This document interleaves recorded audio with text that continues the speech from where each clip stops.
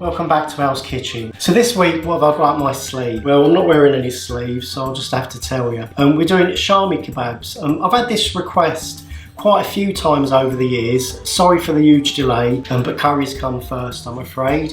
And I'll be doing Shami Kebab. Also Reshmi Kebabs, and the difference between the two is that the Reshmi comes with a little side omelette, or some chefs in restaurants actually dip the kebab in the egg and fry it again, coating the Shami Kebab. Anyway, so let's check out all the lovely ingredients. So starting off with the mince, here I have 500 grams of minced lamb. If you've got minced beef, do use it. Obviously there will be a difference in the flavour, but they'll just be delicious anyway. Anyway, so starting off with the spices, I have 2 tablespoons of mild Madras curry powder. Use your own mixed powder if that's what you have. Here I have 1 tablespoon of dried methi leaves.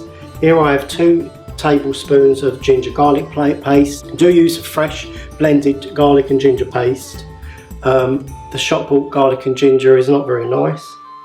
Here I have 1 teaspoon of salt. You can't really see that, but there's some salt in there.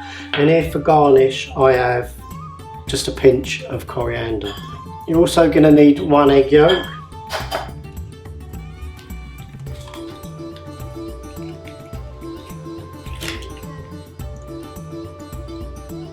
So there's my yolk. Later on I will be cracking another egg so we can do a nice little omelette. So anyway, let's get started on this recipe. First of all, you want to put all your ingredients in a mixing bowl. Put the mince on top of the egg. Put in the garlic and ginger paste. There's the curry powder, the methi and the salt. And this way you want to get your hands dirty. You're just going to mix all this with your hands. I tend to just keep squeezing the meat and turning my hands so that it mixes nice and well. Really get those flavours getting into the meat. I mean, the longer you do this, the more even coverage, so you won't get any concentrations of any of the spices in any one part of the mincemeat. Prod the meat. That's it. And mix it again. Make the little Shami kebabs. So what you want to do is take a small handful of the meat and just roll it into a ball. They're not going to stay as a ball for very long, but this is how you get nicely shaped Shami kebabs. So you make a little ball, make it as perfectly round as you can, then put it on a preparation board and you just want to press down in the middle.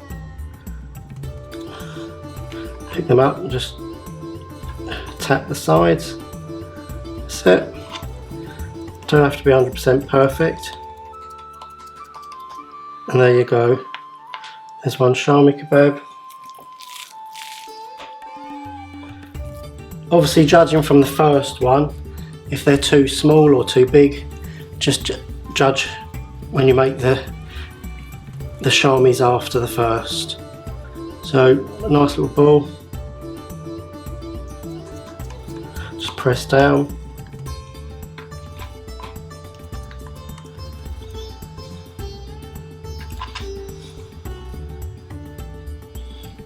And there you go, there's another one there. Do them as you like them, so if you want them a little thicker, do them thicker, if not a little thinner. So I'll tell you a little story about the Shami kebabs when I had them in the Canary Islands. So I went into an Indian restaurant, checked online TripAdvisor to get a good review for a restaurant, found one, and I ordered Shami kebabs for a starter. Now when they come, yeah, they looked alright, nothing amazing, very simple garnish.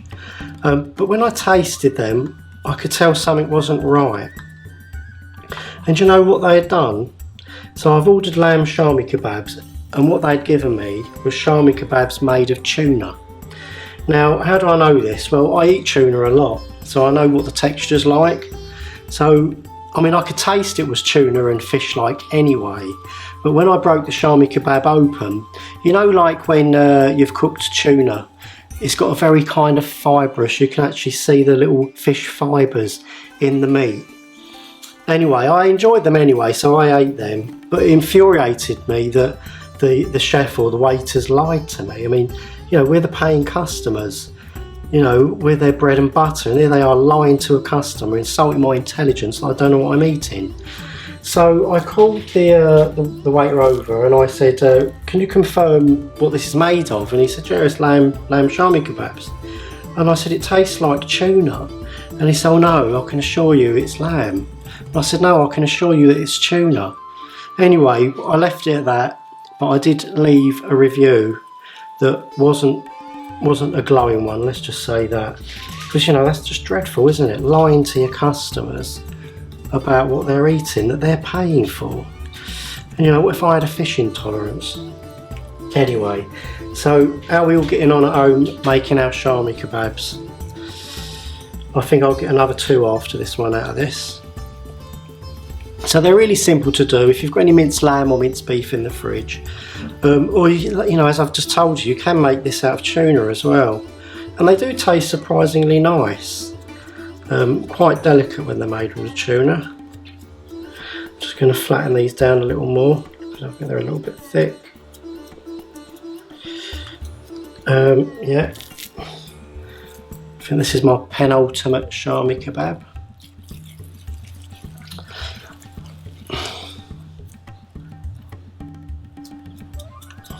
There you go. This will be my last one. So 500 grams of mince is producing 8 Shami kebabs. And there's my last one. Now I'm cooking these on a convector cooker hob, and I have to say I am not a fan. This apartment comes with this, and I've not got on with it. As soon as you lift your pan, you disconnect the heat. Don't like it at all. I feel sorry for all the people out there that have them. If you love them, great. I'm not a fan. Anyway, so one of the good things about these Shamis is you don't really need to add oil. You just be using the natural fats that's already in the meat. There we go. I'm just going to cook these for a few minutes on each side. Okay, so after 4 minutes, just flip them over.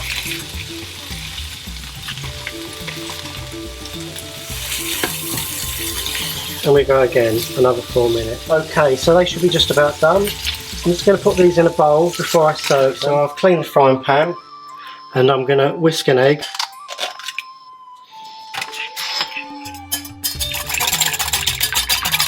Drop of oil. This is the Reshmi part of the kebab, or Reshmi kebab. It comes with an omelette. So I take it you all know how to make omelettes. Just want to cook it through, don't want to overcook it or burn it. One there, one there, looks perfect to me. A little bit of the chopped coriander just to garnish that. Now it's time for the taste test. So, time for the taste test, take a look at that. It would be nice to have these with some mint yogurt. I'll be putting a link in the description box below. Absolutely delicious, really nice. Meat seasoned nicely, cooked well. Really nice for a starter. Anyway, don't forget to like the video. Don't also forget to subscribe and press the little bell so you get instant notifications when I release my next video. I'm enjoying my time down here in Big Brew. Wish you could all join me. But you can join me on YouTube anytime by watching my videos and cooking for all your friends and family the lovely curries, side dishes and starters. Anyway, you know as the saying goes, I'm out and I'm out of here.